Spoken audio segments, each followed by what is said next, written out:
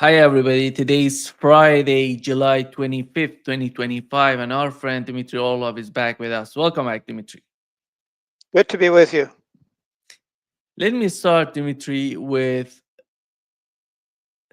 before it seems that, oh, no, that I was thinking that if we have some sort of problem with the live stream, yesterday we had it.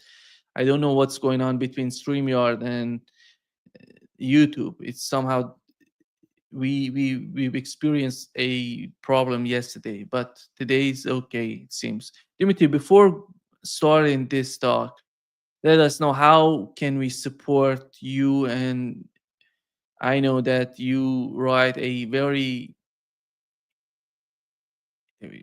I every time I read on your website, I see something new because you're talking about a variety of uh, topics that are so much important for the region and for Europe, for Russia, for the United States, those people who are interested in the issues related to these regions in the Middle East.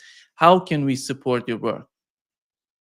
Go to the URL on your screen and uh, join and read my articles.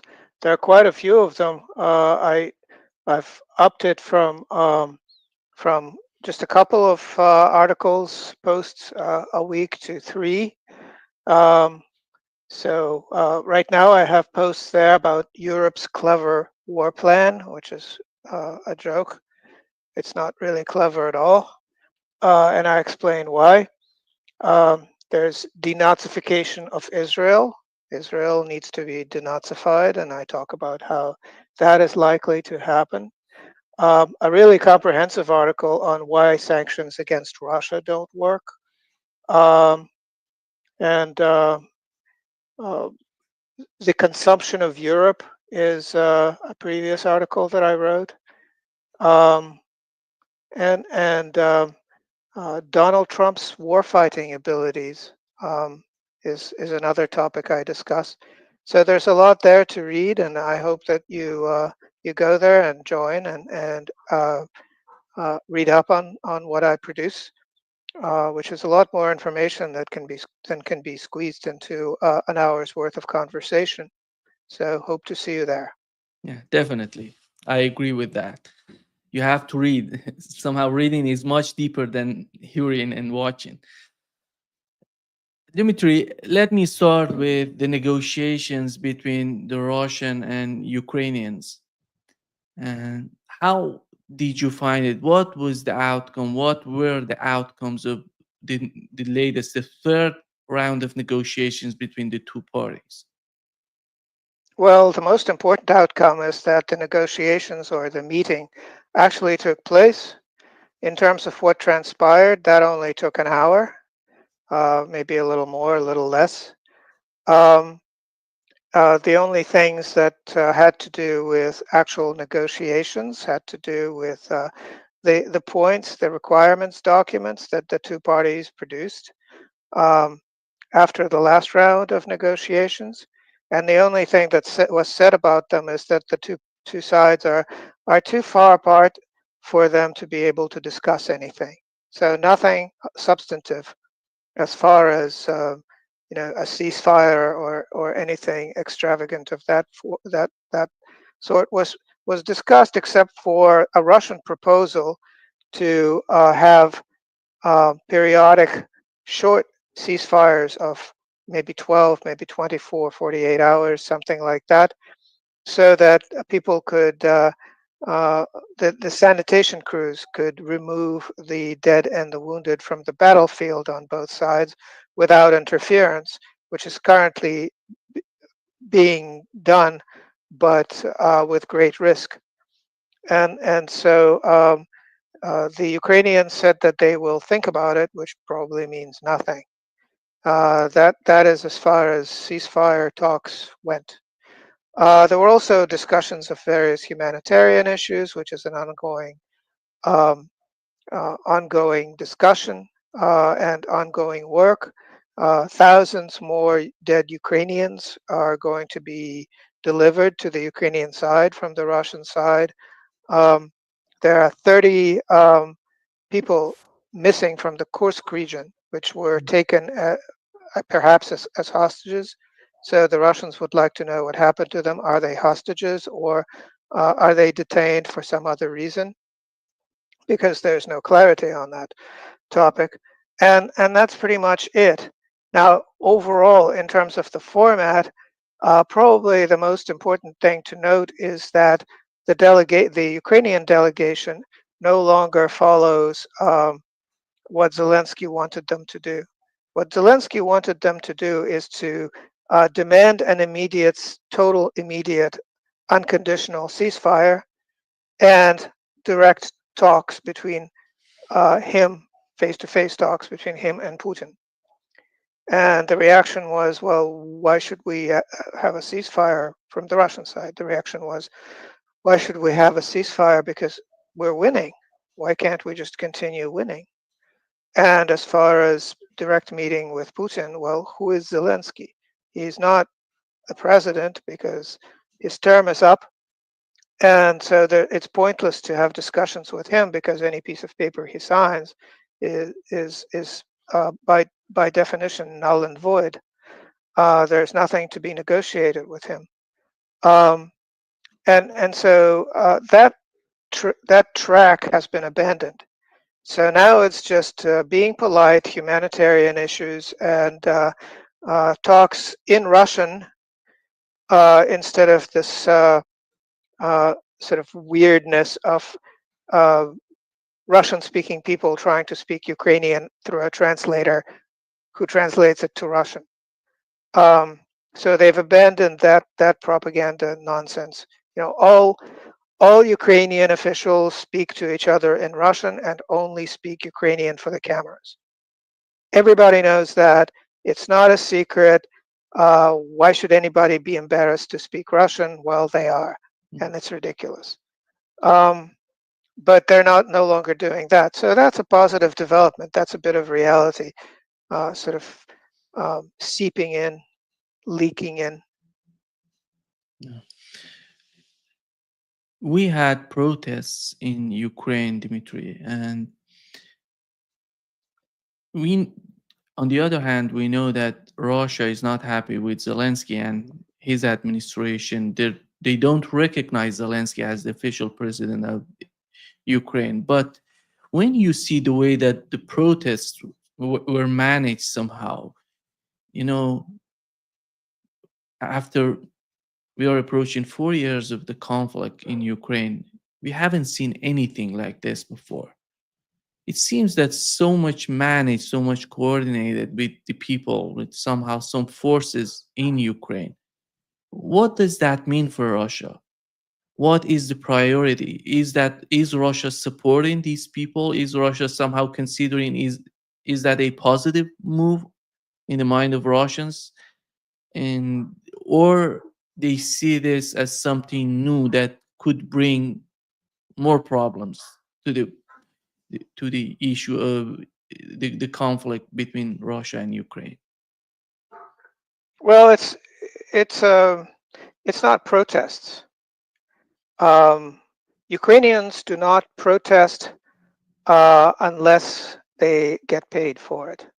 Typically, the price of a protester going out and quote unquote protesting is equivalent to a monthly salary, average monthly salary.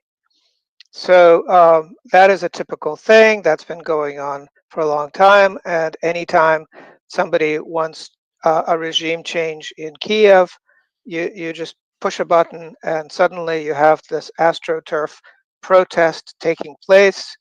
Um, and lo and behold, you have regime change, etc.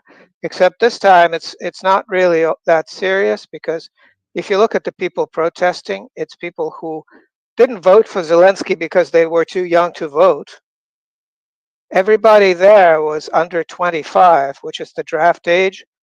People over 25 would not show up because they're in hiding or they've been drafted already because people over 25, men over 25, are afraid of being pulled off the street and stuffed in the trenches, um, and without any training at this point. and it's basically a death sentence for a lot of them. So it was a bunch of young people getting paid. They had these placards on standard bits of cardboard with drawn up with standard pens in standard colors. So clearly, all of that stuff was just sent in, and you pick a slogan from a list and write it on a piece of paper in your own handwriting, and then you shout while the camera is at you, and cha-ching, some money arrives on your debit card. That's how it works, you see. And so the people behind it are Klitschko and Poroshenko, the former president and the mayor of Kiev, who think that Zelensky is not very popular, and so they might actually knock him out and replace him. Not not terribly likely at this point.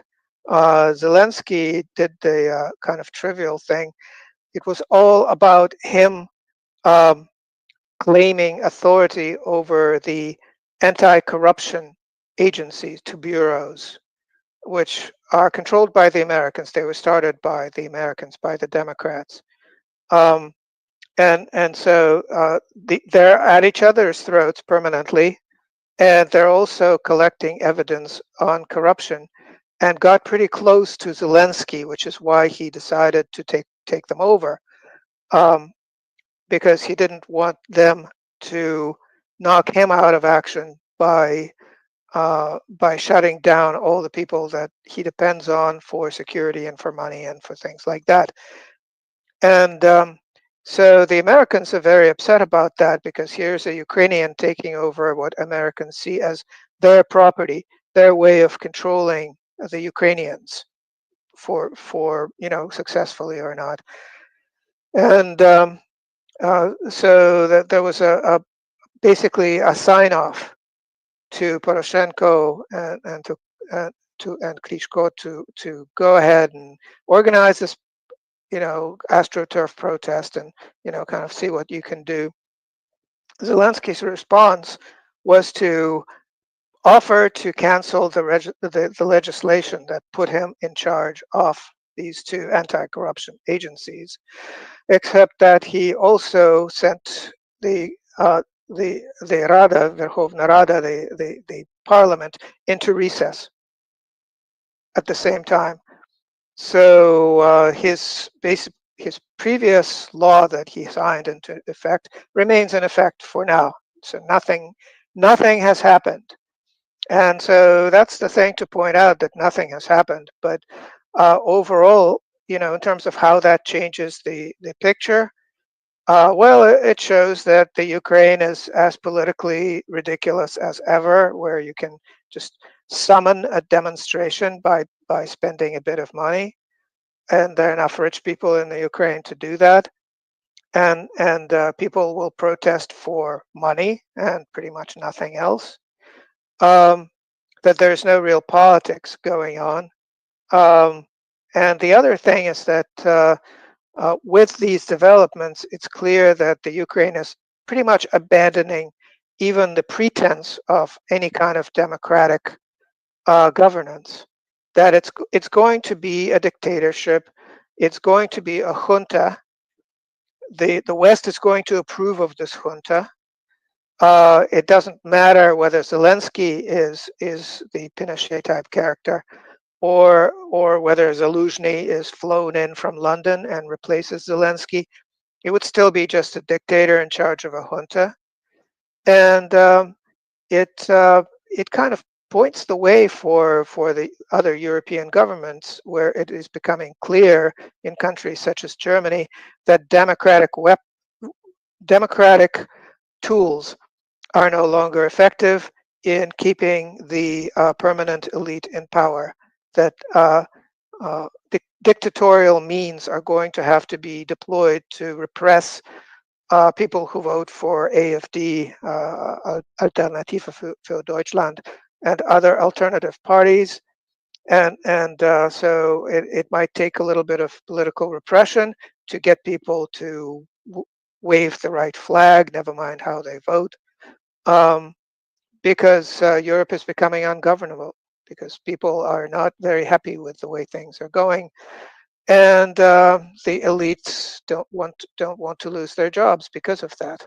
So the Ukrainization of Europe is probably the next step um, after Ukraine itself becomes a full-blown dictatorship.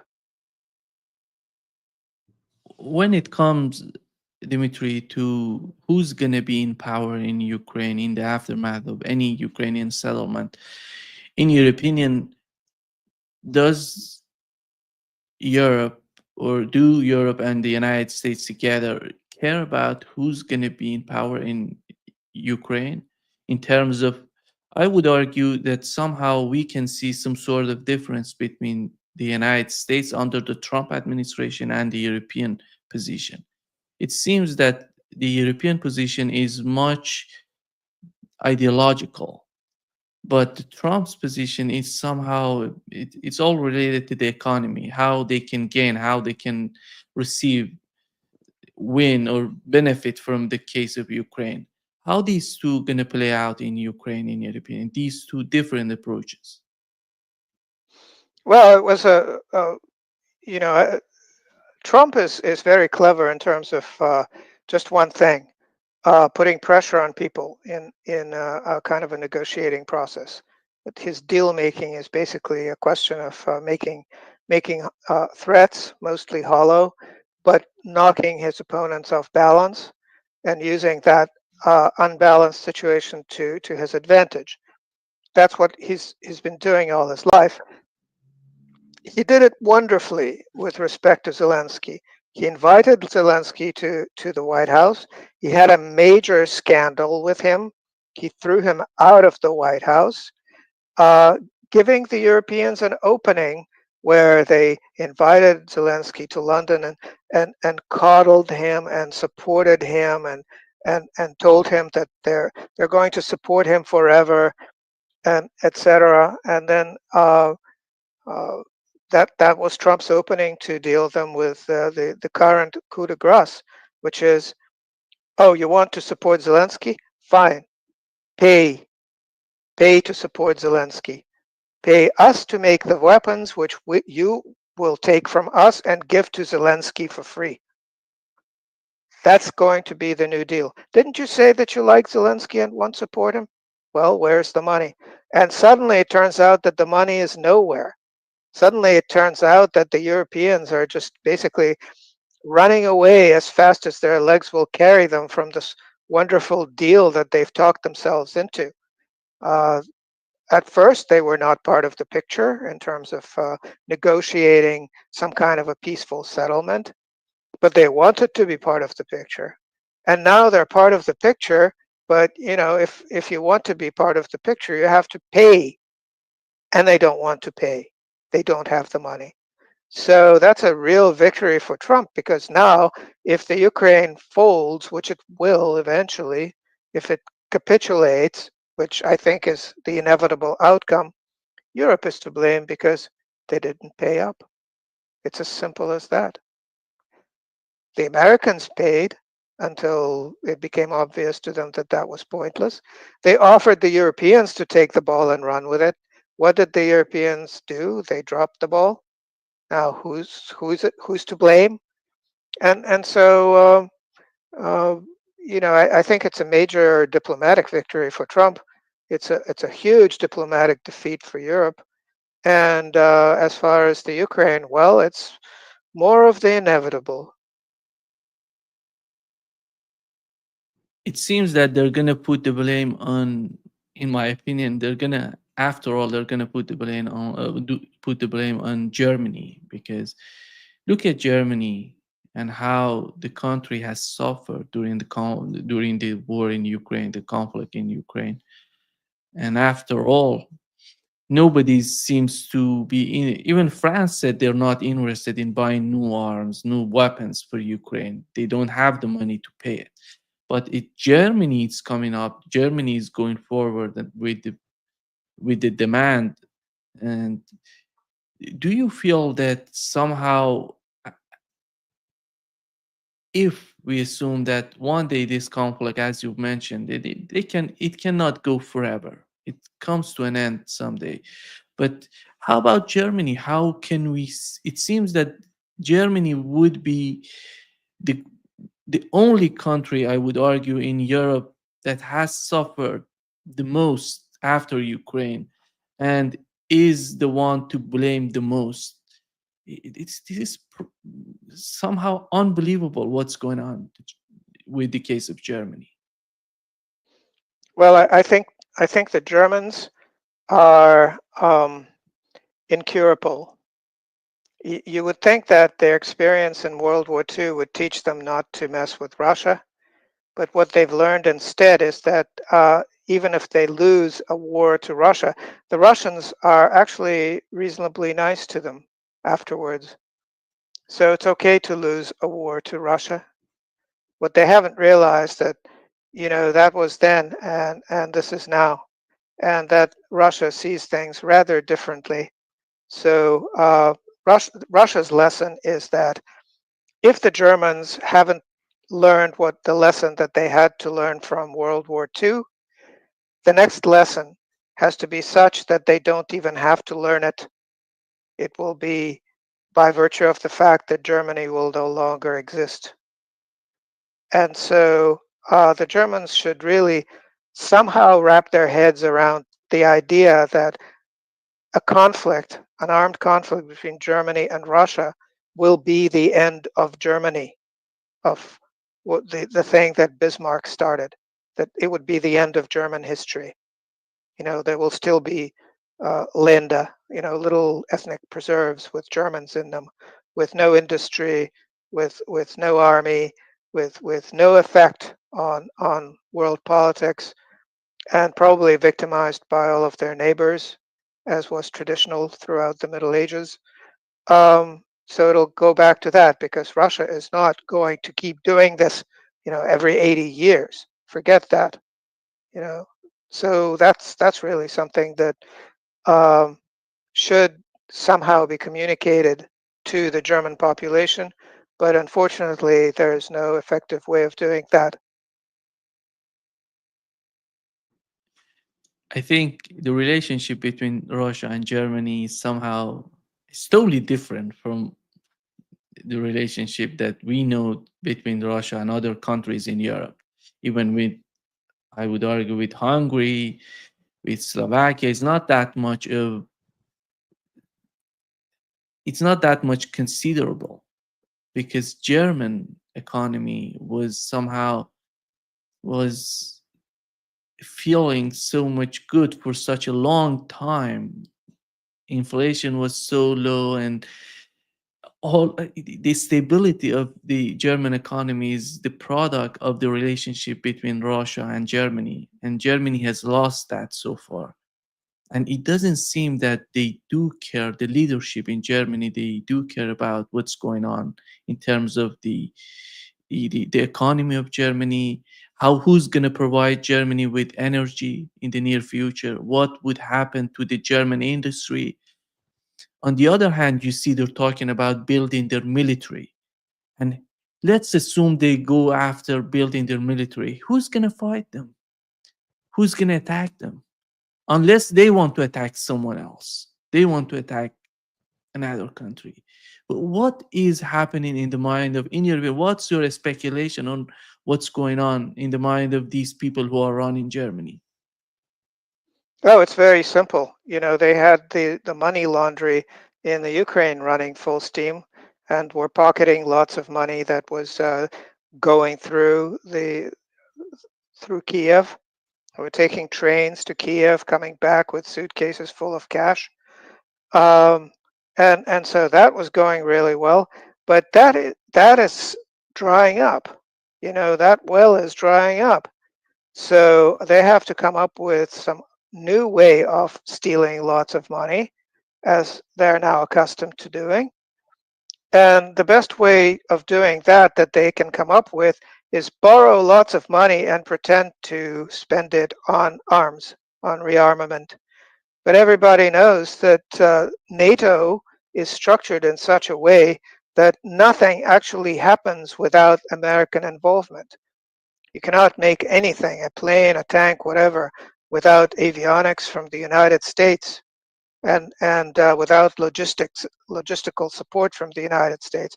If the United States doesn't want a European country to have a certain technical competence, the United States can pretty much prevent that from happening, no matter how much money is thrown at the problem. And so this is just all a ploy to pocket a whole bunch of borrowed money. This is all it is. It's a corruption scheme. It's not a rearmament scheme. And you're right that Europe has nobody to go to war against. You know, there's the suicide by Russia plan, and they have a lot of these people who should be military people with, uh, lots of, uh,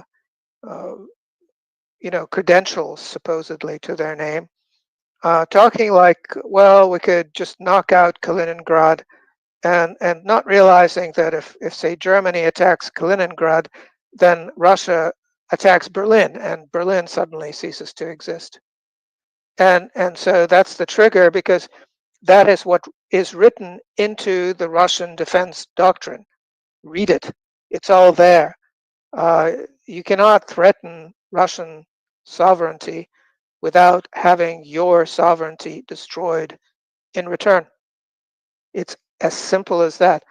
And yet these people are pretending that they don't know this. They can't possibly be that ignorant and that stupid. What that tells me is that they know that they're just throwing words to the wind, that none of this is real. This is just a way of lining their pockets. Dimitri, looking at Europe today, and they're talking about drones. I don't know, they want to send people, mercenaries, maybe official forces to Ukraine to run these drone operation. But is there any sort of grand strategy? Is there any sort of move that could somehow show that Europe wants to go after some sort of security agreement, some sort of stability in the near future when it comes to Ukraine, or you see some sort of chaos? The policy of chaos is considered in Ukraine. After all, when you look at European leaders, they're talking about what they want for Ukraine is whatever the Ukrainian want. The Ukrainian government wants, Ukrainian people want. But what what's in their mind, in your opinion? What do they want from Ukraine? What is the end game for them in Ukraine? Is there any sort of end game, or they're just somehow they're finding some place like Afghanistan that they can continue for 20 years, then say, no, it's not working, we're going to get back, we're going to go home? How is that how do they see Ukraine today? I have no idea. I really don't think that they have a very good understanding of what's happening, of the processes that's happening within the former Ukraine. Um, I think that they are very far away from realizing what the future holds. Instead, they create the future kind of as they go along, and then they scrap it, and they create a new future. Then they scrap it too. So Macron will talk about some kind of an expeditionary force, um, and then it'll just vanish, and then there'll be some new idea, and it'll just vanish. And I mean, in the meantime, there are things happening on the ground, and they're ignored, such as French Rafale planes, that very old ones that they gave to the Ukrainians, falling out of the sky on kind of a semi-regular basis. But they won't talk about it because that's bad news, and they don't want bad news. Um, so there isn't really any kind of a reality in terms of what's happening in the Ukraine. What will happen in the Ukraine is the Ukrainian retreat from the contact line with the Russians will accelerate. It has already accelerated. It will continue to accelerate.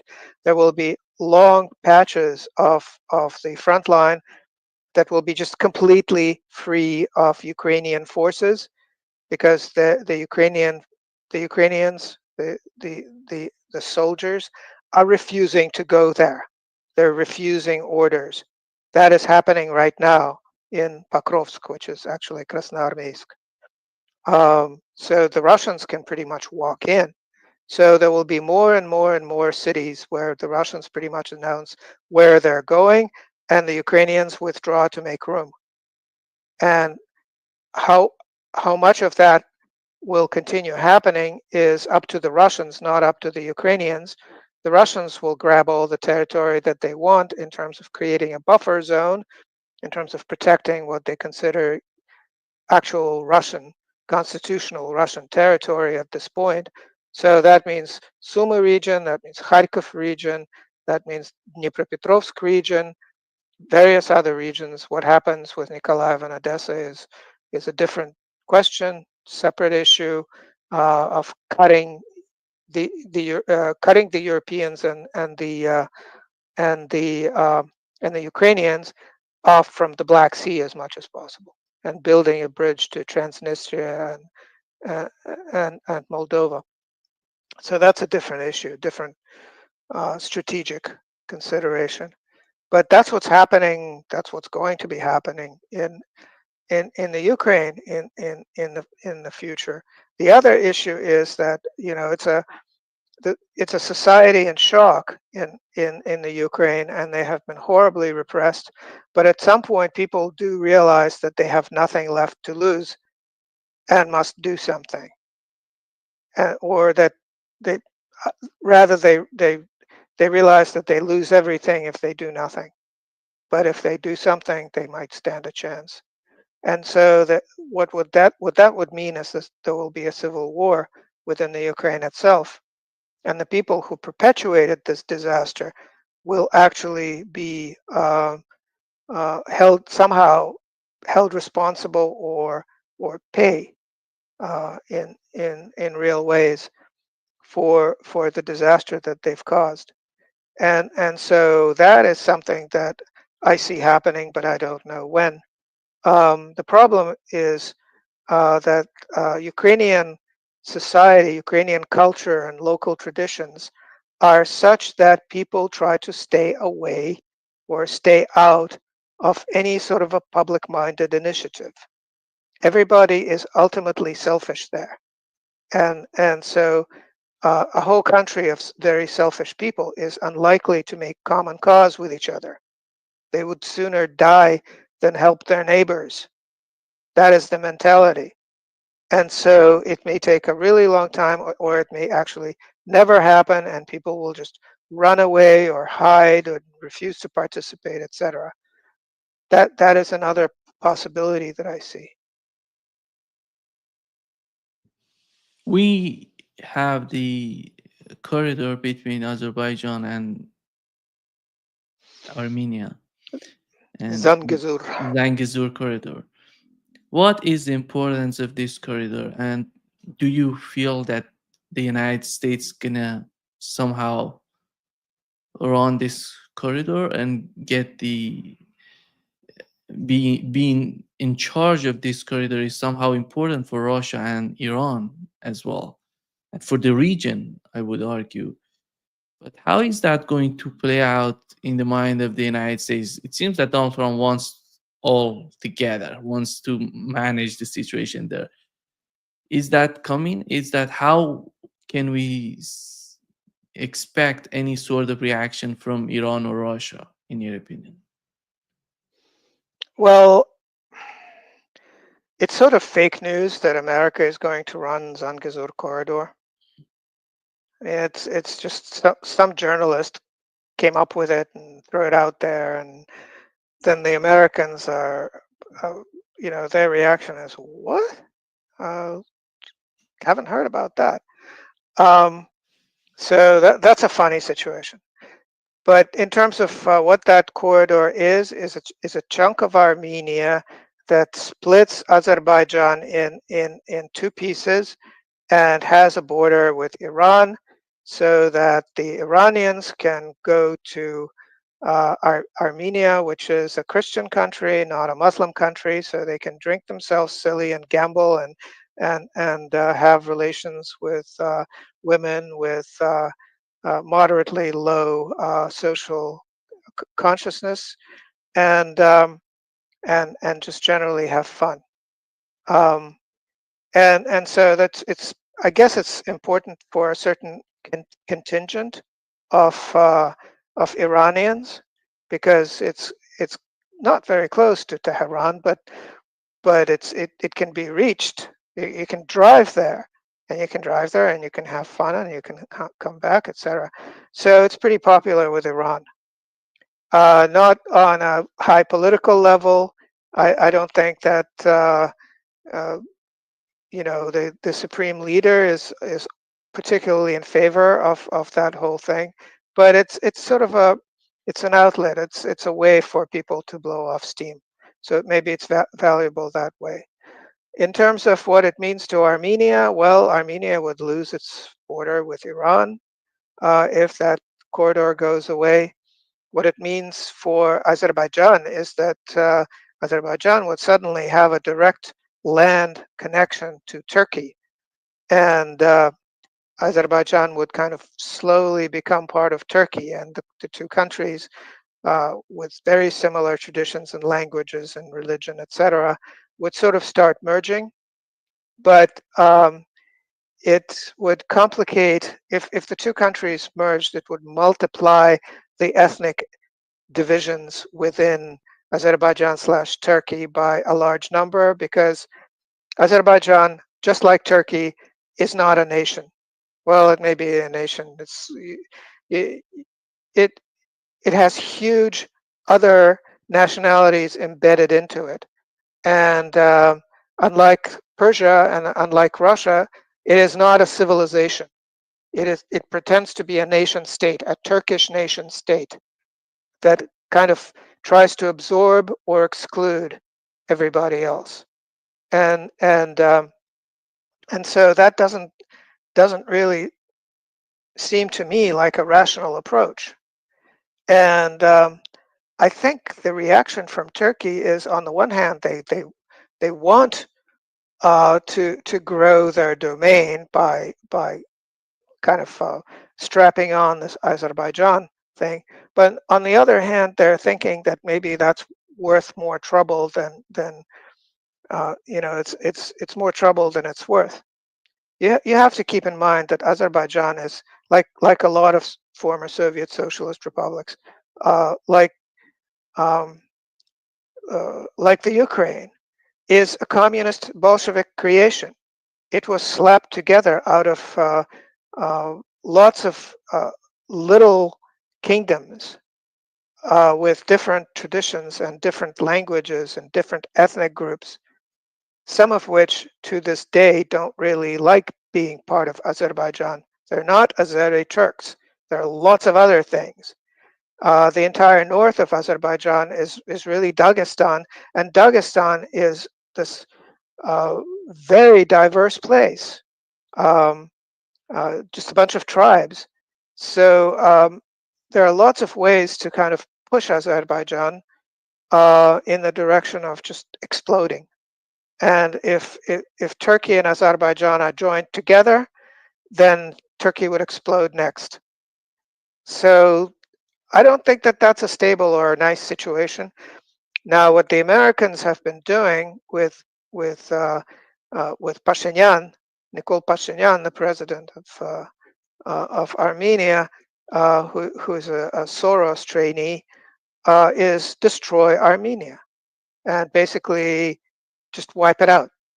Um, and they succeeded in doing that. Armenia has so far surrendered a lot of territory that was historically Armenian territory. Well, actually, historically Russian territory, because Russia purchased it from Persia, purchased it, paid for it. But now suddenly Armenia is giving it back to Azerbaijan, um, and exiling all the Armenians that lived there for generations. So there are lots of this decay of Armenia going on. Armenia is dying. More Armenians live outside Armenia than in Armenia, and the ones that live in Armenia, I'm not that impressed with them. Let's be honest, because my feeling is that if they could have left Armenia, they would have.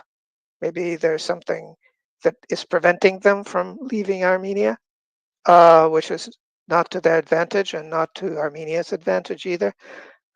So anyway, Armenia is kind of dying.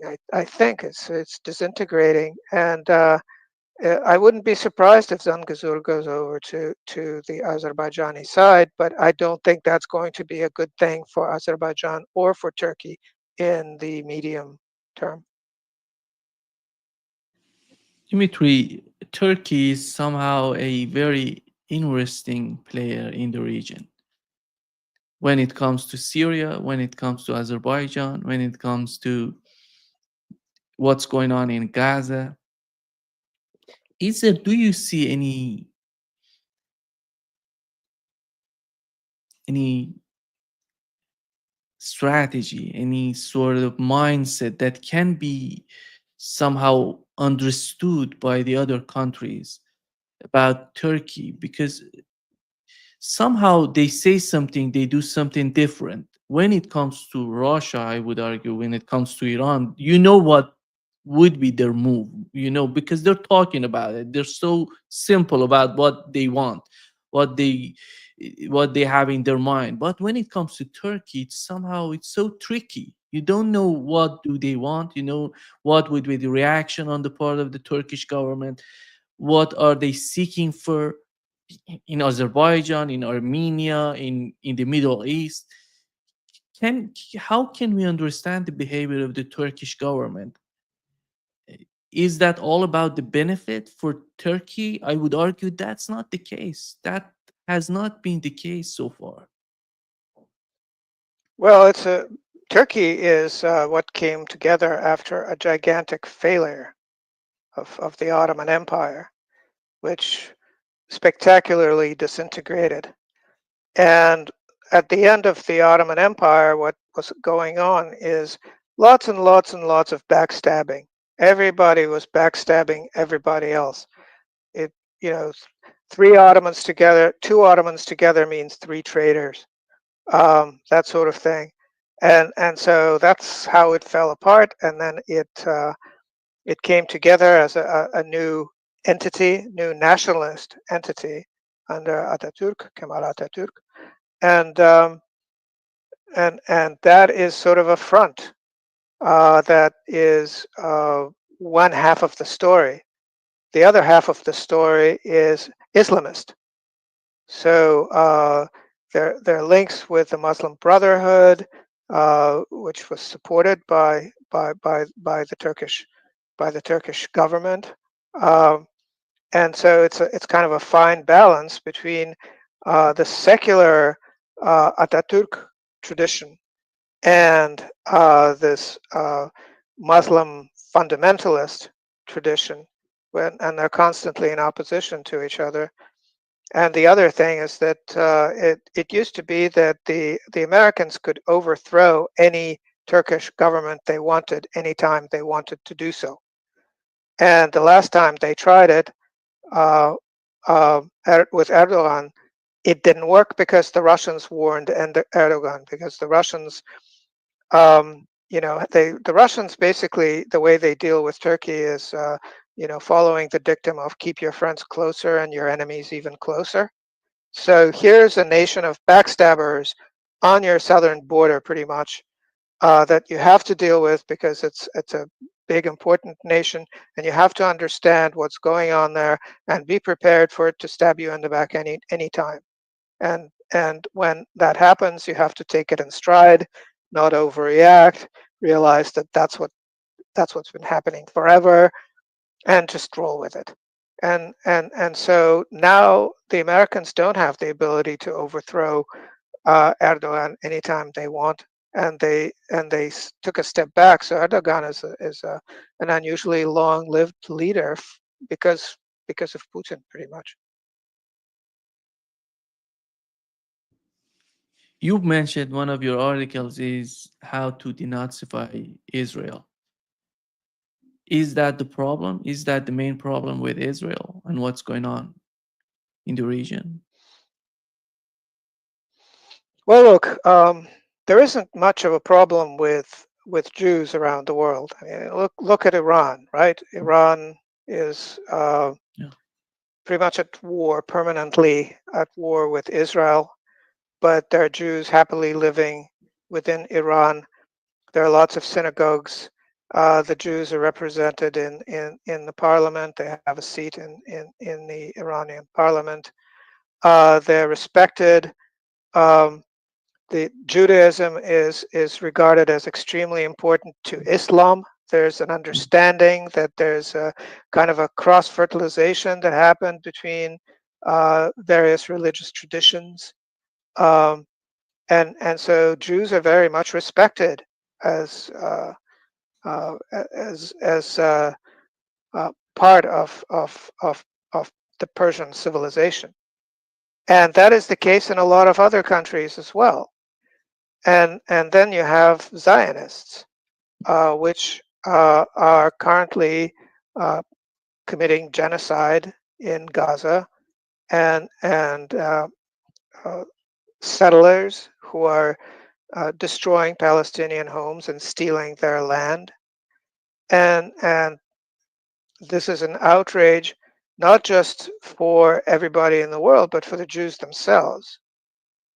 There are a lot of Jews around the world that absolutely detest Israel because it's not really a Jewish state. It's a kind of a Nazi state, a Jewish Jewish-based Nazis, just like you had German-based Nazis or you know uh, or or, or Spanish Nazis. Um, so that is something that is uh, an outrage to the world, Jews included, and eventually it's going to crash and burn because everybody knows that the only reason Israel can maintain itself is because of lots and lots of American money and support, and that is not going to run forever.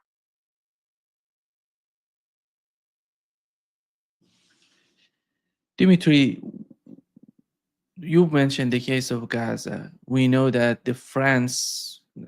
Emmanuel Macron has written a letter to Mahmoud Abbas. He said that France gonna recognize the state of Palestine, which was somehow had reaction from the Secretary of State in the United States, Marco Rubio. He attacked France, and Macron said that that's not the sort of move to be acceptable for the United States.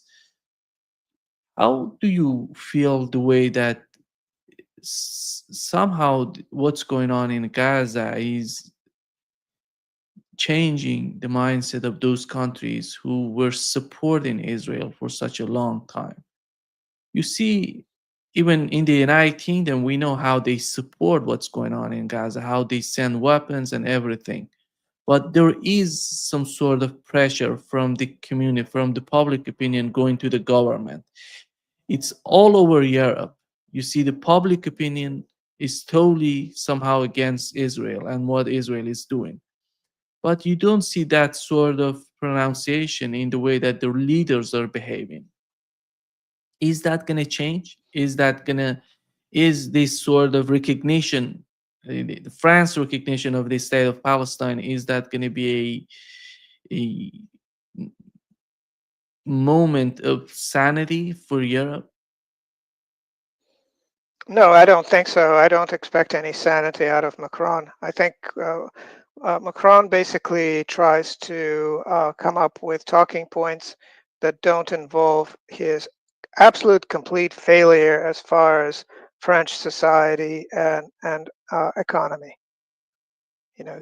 He would rather talk about anything other than the falling standard of living of the French people and the decaying infrastructure and the amount of crime especially crime by people from other places that goes on in France.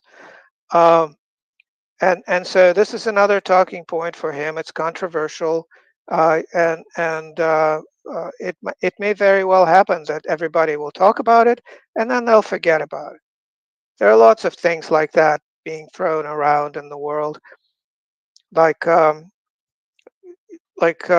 Canada becoming the 51st state, or that Greenland joining the United States. I could rattle off lots and lots of these talking points that came and went, and I would be surprised if 2 weeks from now Macron is still talking about it. He'll find something else to talk about. Thank you so much, Dmitry, for being with us today. Great pleasure as Thank you. always. Before leaving the live, how can we support your work? Please go to my blog, subscribe, and read. By the way, on the denazification of Israel, that's a long article with lots of detail in it, with lots of comments that people have contributed to clarify and to add to it. So I hope that you go there and avail yourself of that resource because it is becoming a quite a useful resource, I feel. Yeah. Thank you. Yeah. Thank you, Dimitri. See you soon. Bye bye. Bye bye.